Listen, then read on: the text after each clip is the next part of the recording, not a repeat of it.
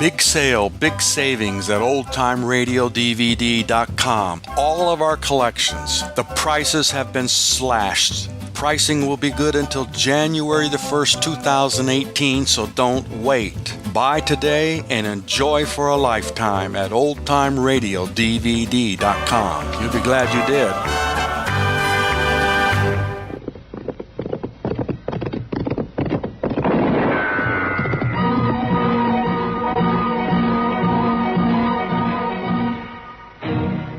Around Dodge City and in the territory on west, there's just one way to handle the killers and the spoilers, and that's with a U.S. Marshal and the smell of Gunsmoke.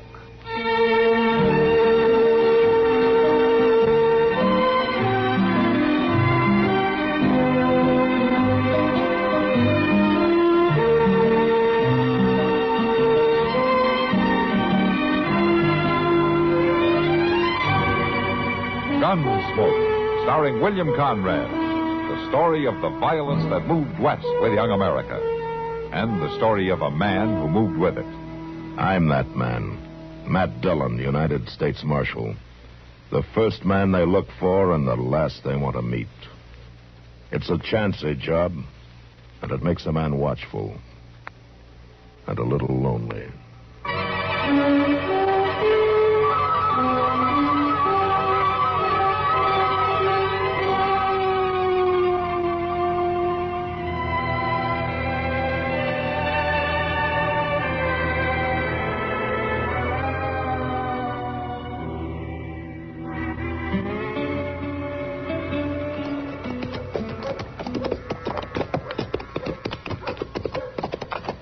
I don't think that's Orland Barkus over there, Mr. Dillon. No, that's his paw. Now, he probably knows where the boy is, though. Yeah, let's wait here till he gets those sheep clear of the brush and out onto the grass. Look at that blamed dog go, Mr. Dillon. Why, he's doing more handling of them sheep than old Jeb is. Now, he's taking good care of them, all right. Now, let's go talk to Jeb. Sure do wish we didn't have to, Mr. Dillon. Ah, so do I, but we don't have much choice. No, sir. We sure don't. But ain't it too bad, though? He's such a nice old fella. Yeah, Jeb's all right. Miss Barkus is a fine lady, too. Chester, I like the family, too, and I'm just as sorry about this as you are. Yes, sir, Mr. Dillon. Howdy there, Marshal.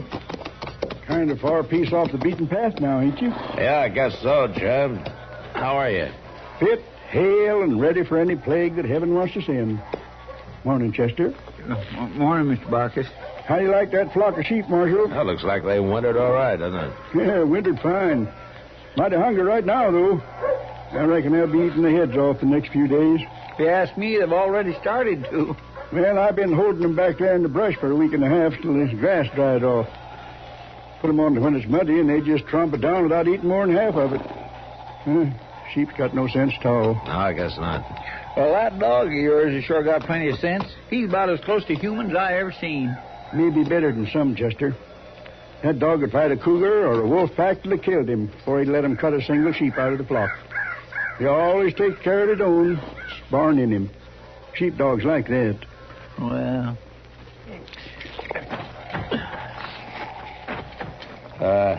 Jeb, is your boy Orland up here with you? He might be down around the house. I know, we stopped by there. Well, I don't know. I left before sunup this morning. Your wife said Orland didn't come home last night, Jeb. Now, Marshal, you know how young folks are. Yeah, sure, I know. Orland's been kind of restless lately. Growing pains, I reckon. Wants to stay around Dodge and work cattle this summer instead of going along when we take the sheep out onto the prairie. Yeah, he'll settle down after a while. You know where I might find him, Jeb? Well, he ought to be home any time now. Ordinarily, he ain't one to, one to stay out all night. Tell me, Marshal, is this something official? Yeah, I'm sorry, Jeb. It's trouble with the law. Well, Arlen ain't never been in no trouble. Not real trouble. Well, he is now. He was in town last night, Jeb. Till near morning, there was an argument over a poker game, and he shot Will Peterson. No. Did he kill him, Marshal? Will was still alive when we left to ride out here. Well, I don't hold none with gunfighting, but if Will Peterson drawed on my boy, he had a right to defend himself. Will wasn't wearing a gun. I don't believe it. Somebody's lying. Maybe, but that's something the jury's going to have to decide. If thine own offend, deliver them not unto Canaan, but judge ye the false thereof in thine own tents. The law doesn't look at it that way, Jeb. Harlan's one of my flock, Marshal. I'm sorry, but I got to take Orland in for trial. And the best advice you can tell him is to give himself up. Marshal, I'll have to think about that and talk to him before I decide. All right, you do that, Jeb. But before you make any move you'll regret, just remember one thing. You're not a sheepdog, Jeb, and the law's not a wolf pack. Orland is charged with attempted murder, and he's gonna stand trial.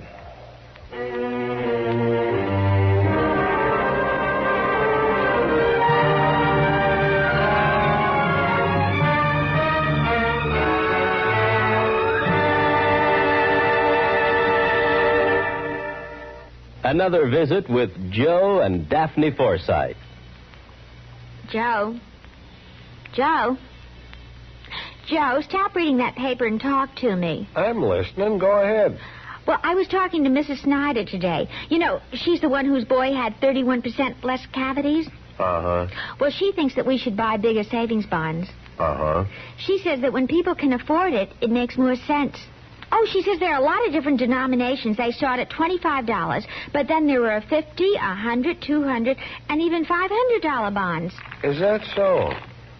And then with the ones we've already bought through the payroll savings plan, we'd have quite a nest egg. Uh-huh.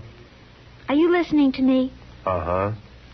Did you know that the total accumulated compounded semi-annual interest of the Series E savings bond will amount to 93 3/3% of the original purchasing price? Uh-huh.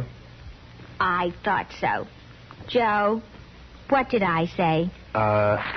You said that United States savings bonds are a safe, easy way of investing. I did. That they help guard our country's freedom. And? They're the best investment in America's future. I said something else, too. Oh, yeah. You said that the total accumulated compounded semi-annual interest of the Series E savings bond will amount to 93 1/3% of the original purchase price. Well, now, how did you do that? Husband's trade secret.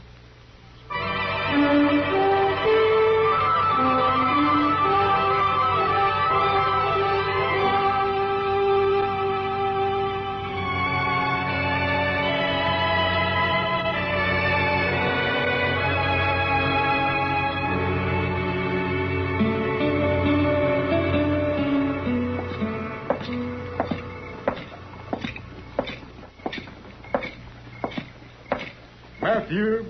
What? It's me, Matthew. Oh, how are you, Miles? Have you been up to Doc's office? Yeah, I was just coming from there. Is, Will Peterson... He's still alive, Miles. Uh, Doc's doing all he can for him. oh, it's a terrible thing, Matthew. Will's a fine man, hard-working, wife and family. Yeah, I know. That's pretty tough on Jeb Barkus, too. He just couldn't believe a son of his would shoot a man down the way Orland did.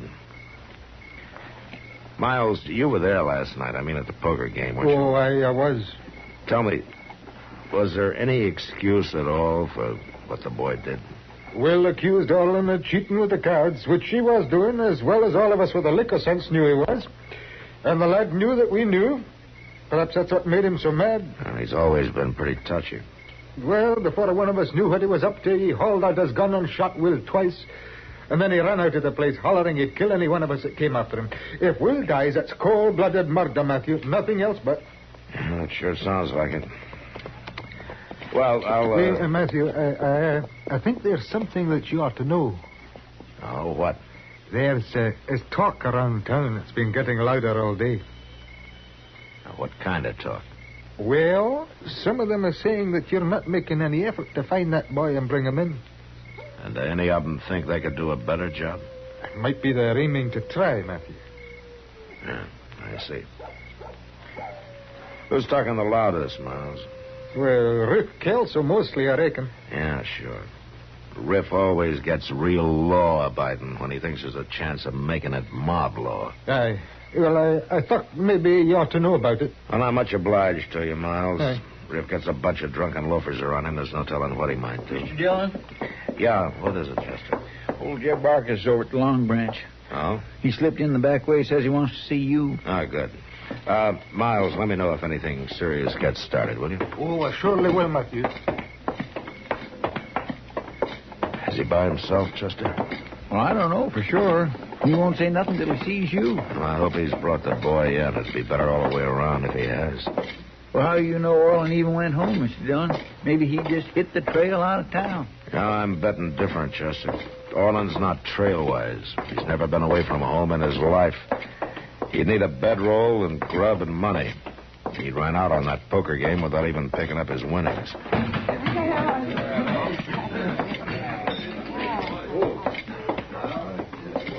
Hello, Matt. Chester. Kitty? Home is Kitty. Kitty, is Jeb Barker still here? Yeah, back there in the corner below the stairway. Oh, good. Matt, have you caught the boy yet? No, not yet. What's it all about? I'm not sure, Kitty, until I talk to Jeb. Is Will Peterson still alive? Yeah, so far he is. You know, there's a lot of talk around here. Yeah, I know. Miles McTaggart's just telling me. But talk never moved any mountains, Kitty. Yeah, it's moved mobs, though. Suppose Will dies, Matt. Kitty, a man would go crazy on this job if he went around supposing things. Just the same, it could mean trouble. Forget it. Well, I'm going over there and talk to Jeb. All right, Matt.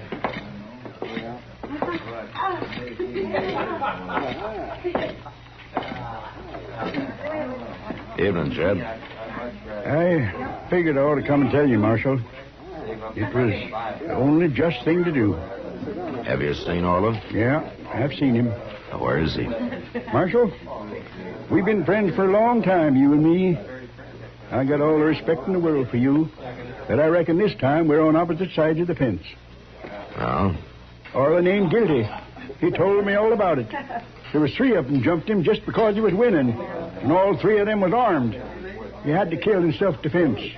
The others tell it in a different way, It's Jeb. lies they made up among themselves. Execute justice and righteousness in the land, the book says. But they won't. They're out to hang him. I heard the talk around town tonight. Judge Bent's an honest man, Jeb, and you know that. Orland will get a fair trial. I'm sorry, Marshal. He ain't going to trial. All right, Jeb. I've been laying back, giving you a chance because I figured it'd be better that way, but I can't do it any longer. You're making the biggest mistake of your life, Jeb. Now, you just think about it.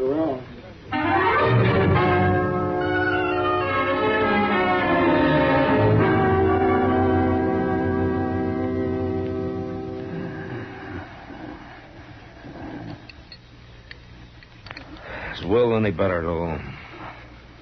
No. Yeah, it's a thankless job, Matt, doctor. No matter what you do, people are going to die anyway, sooner or later. But a lot of times you can try to make it later. Yeah? Suppose so.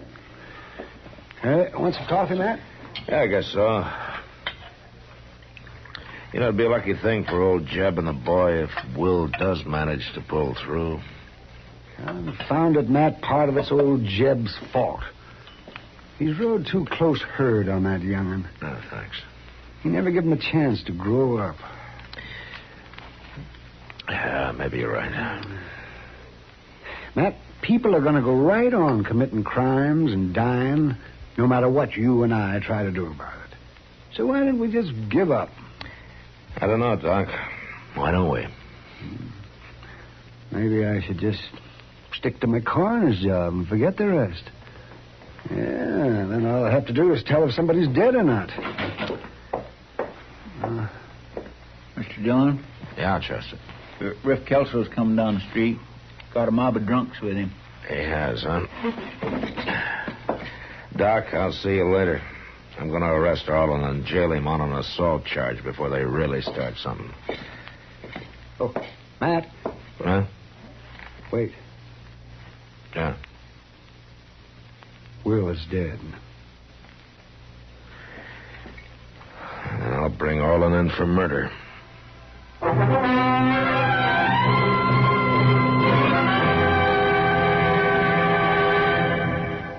Did you ever pick up a newspaper or magazine, read an interesting article, and then put it down and say to yourself, I wish I knew more about that? Well, you're in a position to know more about a number of things. As a member of the United States Armed Forces, you have the opportunity to continue your education through the United States Armed Forces Institute. USAFI courses are almost limitless. There might even be one on the subject of that article you read. A simple inquiry on your part can open up vast new horizons to you. You may study alone or in a group. Both types of courses are available through USAFI. Why not take advantage of this opportunity? Develop power through knowledge with a USAFI course.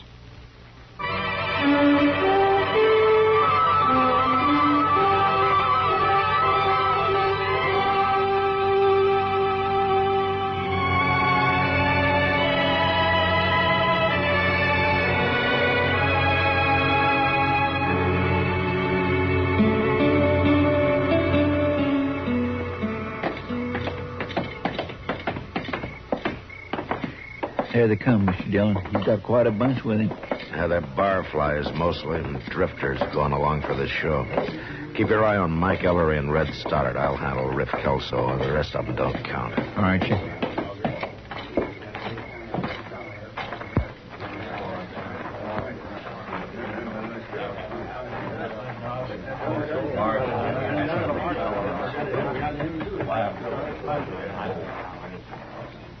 You boys got something in mind? More'n you got, Marshal. The way things look. I suppose you tell me about it, Riff. Dang right we'll tell you about it. We're all friends of Will Peterson's, Marshal. We aim to see justice done. That's fine. So do I. Well, then why ain't you done nothing about it? You had since last night to find that kid and bring him in. What are you trying to do? Let him get clear out of the country? He hasn't gone anyplace. How do you know where he's gone? You sure he ain't spent no time out looking for him, and all the while Will laying up there dying. You're wrong, Riff. Will's already dead. Dead? You hear that, boys? Will's already dead. That murdering little rat shot Will down in cold blood, and the marshal ain't even bothered to go after him. At least not till now. Now that he's given that murderer plenty of time to get away. You got any reason figured out why I'd do that? You're dang right I got a reason. Everybody in town knows you and Jeb's been friends for years. What I say is, if there's going to be law, there's going to be law for everybody, and that goes for the marshal's friends, too. Well, I'm glad to see you've changed your way of thinking, Riff.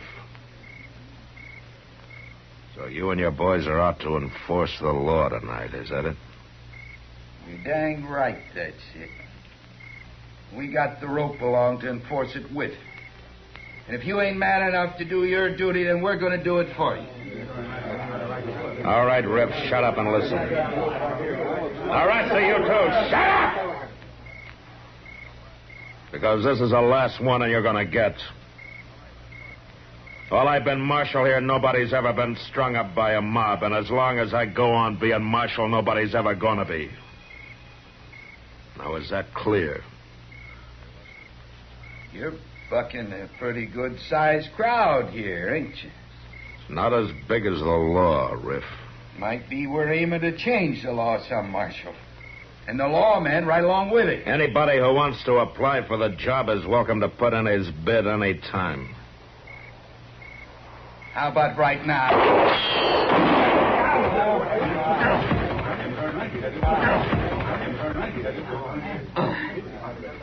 That's not the way to apply, Riff. Not with a gun. Now, are there any other candidates? All right, then a couple of you carry him upstairs and get Doc to patch him up. He's not hurt bad. And the rest of you get on about your business. Now, go on, move.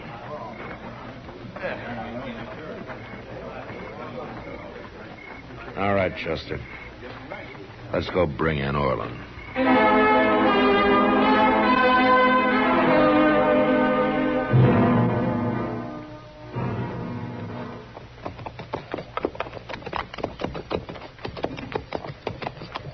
Ain't much sign of life around, Mr. Dillon. And there must be somebody here. House is all dark. Yeah. Oh, watch yourself, Joseph. No telling what that crazy kid will do. Yes, sir.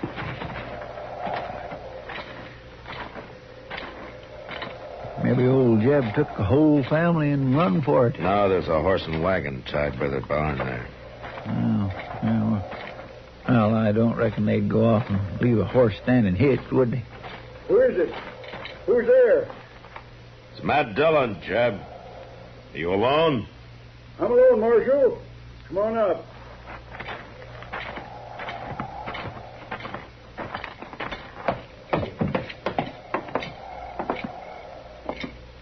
Jeb, I can't make it easy on you any longer. Will Peterson died a little while ago. I reckon I already knowed it, Marshal. Somehow I just kind of felt it. The charge is murder now, Jeb. I've come for Orland. Yeah, I know. Harlan come running home, Marshal, scared half to death. Just like it always done when he was a little shaver. Begged me to help him, and I listened to him and believed him. He was lying, Jeb. I was going to hide him, help him get away. I know places to hide. Jeb, where is he? Marshal, you told me that it was a lot more than just a wolf pack after the flock. You told me I was making the biggest mistake of my life. Jeb. Now, wait a minute. When I come back out from town tonight, Arlen was fixing to leave on his own. He broke into the box where we keep our savings. Pretty near $300. And he hit his maw when she tried to stop him. Hurt her pretty bad. Where'd he go, Jeb? I found him out in the barn, Marshal, saddling his horse. He had some food and my rifle that he was aiming to take along. I argued with him, and he laughed, and he said, sure, Will Peterson wasn't wearing no gun. I grabbed the rifle away from him, and he knocked me down. Then he drawed his gun and aimed it at me. Aimed his gun at his own father. Jeb, you're going to have to tell me. Where is he? I was just fixing to drive into town, Marshal. Arlen's there in the back of the wagon. I shot him dead.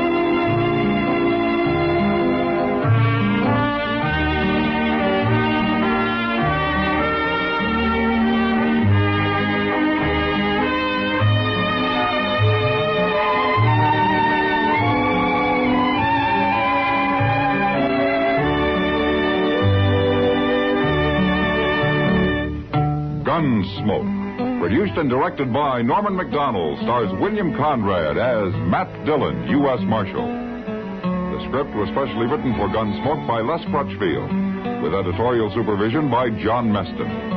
The music was composed and conducted by Rex Corey. Sound patterns were by Ray Kemper and Bill James.